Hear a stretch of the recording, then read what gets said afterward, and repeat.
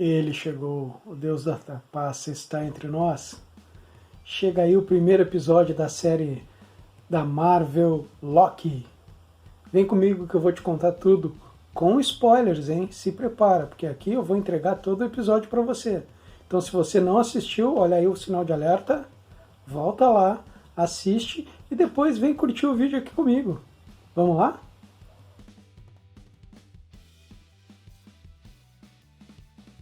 Bom, esse episódio, o primeiro episódio de Loki, ele é bem bacana. Eu gostei muito, tá? Então tá aqui um cara que vai falar bem da série, de cara. Bom, uma das coisas que eu mais gostei dessa série é que ela tenta contar uma história bem, de um ponto de vista bastante simples, se vocês forem ver, que é a desconstrução do personagem, a desconstrução do Loki. Isso é bacana, eu achei isso bacana. Então vamos lá que eu vou contar o episódio para vocês, né, com alguns detalhes. O episódio então começa com o final do primeiro Vingadores, né, onde o Loki está sendo preso na torre do Tony Stark, ainda não é a torre dos Vingadores, né? E inclusive você nota assim pequenas alterações na filmagem em relação ao original. E você já fica, que estranho, né? Isso daí, claro, quem é um fã de carteirinha percebeu, né? E logo depois é eles tentando pegar as joias do infinito. Então aparece ali em pequenos detalhes, né, o Homem-Formiga, aquela tentativa, né, do Homem de Ferro de se passar por um policial, né, uma tentativa bem sucedida. E aí o Tesseract vai parar aos pés do Loki, que não pensa duas vezes, segura a joia e some. E aí começa, né, a subir os letreiros da Marvel, que se tornam totalmente verdes e dourados, a cor do Loki. Então, daí o começo se torna muito parecido com o primeiro Homem de Ferro, quando ele cai no deserto, né, de forma muito semelhante, a tomada é bem parecida, e o Loki também cai no deserto. Logo que Loki cai no deserto, ele usa sua frase clássica, onde ele diz, né, que ele é Loki de Asgard, e ele tem um fardo de um grande propósito, um propósito grandioso, e que isso vai ser explorado bastante nesse primeiro episódio. Só que, nesse momento, os estranhos militares, que ele ainda não sabe o que são, né, chegam e abordam ele, do nada, né, de uma passagem na frente deles, na frente do Loki, e dizem que ele está, né, que eles estão fazendo com que aquela brecha no tempo seja corrigida. Loki fica sem não entender nada e tenta fugir, obviamente, né? E o que acontece? Ele é capturado de forma espetacular, uma das grandes coisas do episódio é essa cena, né? E logo se vê que eles têm cargas que resetam o tempo, o que é bem interessante. E essa carga tem uma cor também legal, porque ela vai de um laranja para um roxo. Onde é que a gente viu coisas roxas a ver com magia? Nós vimos em Doutor Estranho, nós vimos em O Poder da Agatha Harkness. Então talvez tenha alguma coisa aí, né? Talvez tenha alguma coisa aí. Vamos ver com certeza, vamos aguardar para ver o quanto isso vai refletir em Doutor Estranho 2, né, no Multiverso da Loucura. Então o que acontece? Ele é levado para a sede da TVA, né, que vai ser aqui no Brasil, né, Agência de Variança Temporal, onde eles são os controladores do tempo do universo da Marvel. E isso é legal, porque isso tem exatamente do mesmo jeito nos gibis, tá? Só que a gente ainda não sabe o quanto isso dos gibis está sendo adaptado da mesma forma que no cinema, tá? A gente tem várias coisas parecidas e algumas coisas diferentes que eu vou abordar ao longo desse review. Então, Loki tenta fugir novamente, né? E ele é capturado num loop temporal, que é feito por um pequeno controlezinho, né? Que eles chamam de Time Twister, que é exatamente um jeito de prender o sujeito num looping. Ele não consegue sair, ele fica se repetindo numa mesma situação e fica ali aprisionado. Então ele não tem mais o que fazer E, inclusive, é interessante que quando ele vai ser preso, ele entrega o Tesseract, né? E ainda falam, né? Ah, isso é o Tesseract. E o balconista, né, da TVA, o recepcionista, fala: Ih, isso soa tão babaca, tão estranho. O que é bem legal, ou seja, eles estão nem aí para as Joias do Infinito, né? Para eles é a mesma coisa que nada. E aí começa uma das coisas mais interessantes, na minha opinião, do episódio, que eles fazem literalmente o escrutínio total de Loki, né? E esse é uma das chamadas do roteiro que eu quero chamar a atenção de vocês. A ideia de roteiro é muito simples e ao mesmo tempo isso é muito bacana. Porque o que está fazendo? Ele está desconstruindo o personagem, né? É uma técnica de narrativa manjada, desconstruir o personagem. Tu pega o personagem e desconstrói ele, tu entra nas entranhas dele, né? E tenta mostrar para ele o quanto as atitudes dele não são boas ou ruins, né? Ou são inúteis, né? E isso vai acontecer muito ao longo desse episódio, tá? E aí o que é muito bacana, né, é que ele começa a ser escrutinado, literalmente, ele tem que concordar com coisas, ele começa a passar por uma burocracia onde ele tem que assinar termos e ele vai parar num guichê, né, que tem aqueles guichês de banco, que tem aquelas cordinhas, né, ele é obrigado a andar nas cordinhas, retirar uma senha, e aí tem uma piada muito legal, que eu não vou estragar para você dar uma olhada, né, uma piada que funciona muito bem sempre, e aí ele se depara com uma das coisas mais interessantes também do episódio, que é a Senhorita Minutos, né? A Senhorita Minutos é uma propaganda, digamos assim, da TVA que mostra o que a TVA faz, o que ela está fazendo ali, né? E o que acontece? Mostra então que houve uma guerra multiversal entre linhas do tempo. Essas linhas do tempo brigaram tentando sobreviver. E aí surgiram os 3 guardiões do tempo que controlam a sagrada linha temporal que se transforma numa linha única e que mantém essa linha ao longo do tempo. Ou seja, eles decidem quem vai, quem fica e quem deixa de existir. E aí, a sagrada linha do tempo será que é boa? E no fim dessa pequena explanação, né, visual, eles falam, inclusive, em evento Nexus. Onde é que você viu o Nexus? Se você está acompanhando as séries da Marvel, você viu em WandaVision. Se você quiser, eu faço um review também sobre WandaVision. Manda para mim. E o que acontece, né?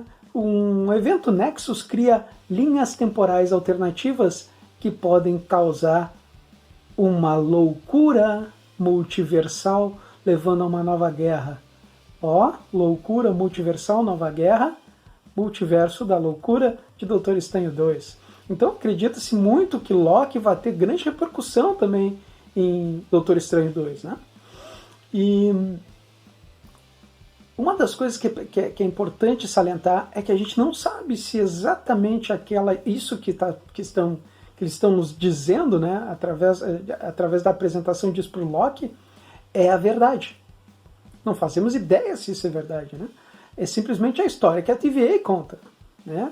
Então, vai saber, né? Por enquanto a gente fica na expectativa, mas assim, para quem é fã de quadrinhos, bate muito com o que está no quadrinho, tá? É muito parecido. Só que tem que lembrar uma coisa para você que não acompanha quadrinhos, né? Nos quadrinhos, os 3 responsáveis pela linha do tempo, na verdade, eles não são tão responsáveis assim. Eles estão fazendo de tudo simplesmente para permanecer vivos. Tá? Então, os motivos deles estarem mantendo a linha sagrada do tempo são muito mais egoístas do que parece. Tá? E existem outros detalhes por aí que eu não vou falar agora, porque talvez estrague alguma surpresa na série. Né? Então a gente não sabe o quanto disso vai ser ainda aproveitado, né? Então vamos esperar um pouquinho. Mas é muito legal, né? O que se vê assim, em termos de produção, então, é grandioso, né? É um filme, literalmente, que está sendo apresentado com uma grande produção. Nesse tempo, nesse pedaço já, o que acontece é que muda para uma nova cena em 1549, na França, dentro de uma igreja. E lá aparecem vários Minutemen, os militares que capturaram o Loki, né, e alguns parecidos com eles, mortos, apunhalados. Tá? Quem é capaz de matar os Minutemen e ainda roubar aquela carga temporal que eles usam para resetar o tempo? O que acontece? Eles encontram um civil, né, uma criança, e vão falar com ela, e lá eles se param na frente de um vitral que inclusive tem um demônio, né, e esse demônio nesse vitral é apontado como responsável, né, pela criança, pelas mortes que aconteceram ali, que ele viu, né, o que aconteceu ali, aquela criança viu o que aconteceu ali.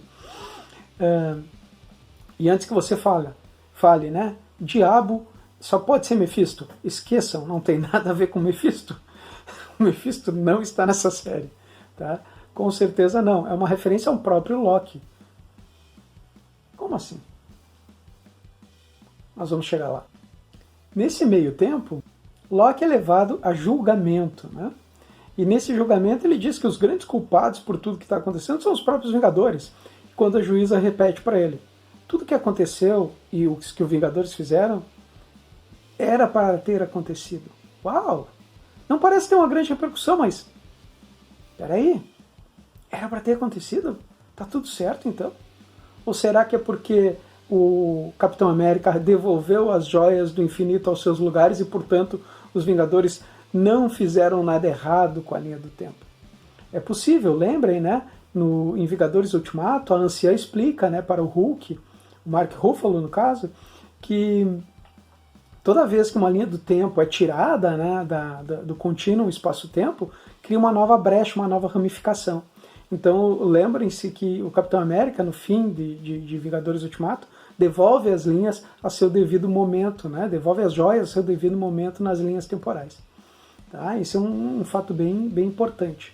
Nesse ponto é que o agente Moebius, né, Moebius, né, que a gente vê várias referências dele, né, inclusive a fita de Moebius, né, que tem a ver com viagem no tempo, inclusive em Vingadores Ultimato, e ele fala, não, eu vou ser responsável pelo Loki porque ele é importante, e aí seguram a onda e não executam e não fazem nada com o Loki.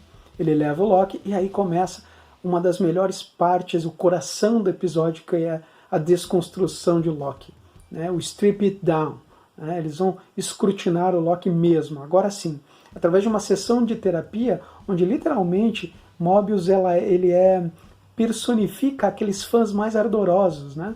Que questionam, quem é você? Você sabe que Loki é você? Né? Você gosta de machucar as pessoas? Quem é esse Loki? E vai questionando os motivos dele estar ali. Né? E é importante, muito importante lembrar que o Loki que está ali é o Loki do primeiro Vingadores. Um Loki que não viveu Thor 2, não viveu Vingadores Guerra Infinita, ele não sabe nada daquilo. Tá? Inclusive, ali é revelado para ele, o que torna uma coisa terrível para o coração dele, que ele é o responsável pela morte da própria mãe. Né? E ele disse, mas isso nunca aconteceu. E ele disse, mas isso é o que vai acontecer, né? O Mobius diz para ele, isso é o que vai acontecer, e isso é o que aconteceria se você continuasse no seu caminho. Né? E aí ele fala uma coisa que é estarrecedora e que ao mesmo tempo é um jogo de narrativa, né? O que é bem bacana. Né? O Loki só existe para tornar os outros personagens, né, as melhores versões deles mesmos.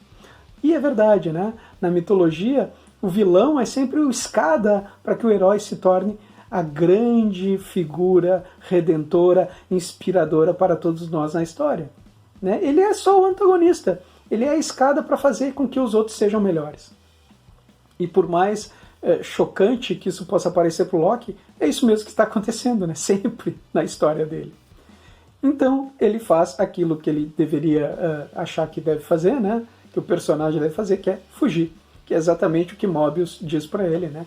Que simplesmente para um deus da mentira é pouca mentira e muita fuga, muita porcaria que ele está fazendo. O que é bem bacana, né? Essa desconstrução, né? Coloca principalmente aquele fã que não está gostando daquele Loki do cinema, que são muitos, tá? Não estranho, né? E que faz um paralelo sempre com o Loki do Loki dos quadrinhos, que é muito mais letal, né? Muito mais vilanesco, e questionam tudo o que está acontecendo. E nessa fuga, obviamente, ele recupera o Tesseract, consegue fugir com um Time Twister, né? E ainda, uma coisa legal, né, antes da fuga, ele é revelado como D.B. Cooper, um caso real de um cara que roubou uma grande quantidade de dinheiro e se atirou de paraquedas de dentro de um avião, e um crime que nunca foi resolvido, né? Até hoje ninguém sabe quem é esse cara e onde foi parar o dinheiro. Então é muito bacana, né, eles fazerem esse paralelo também com a realidade, né? É bem legal isso. E aí, nessas tentativas de fuga, inclusive tem um rumor de que em algum ponto ali, eu vou botar essa cena aí pra você, parece que a Peggy Carter aparece. Acho que não, acho que é só bobagem, mas tudo bem, é legal falar que tem esse rumor. E ele descobre uma coisa fascinante e ao mesmo tempo aterradora para ele. Ele encontra o recepcionista com um carrinho cheio de provas, né?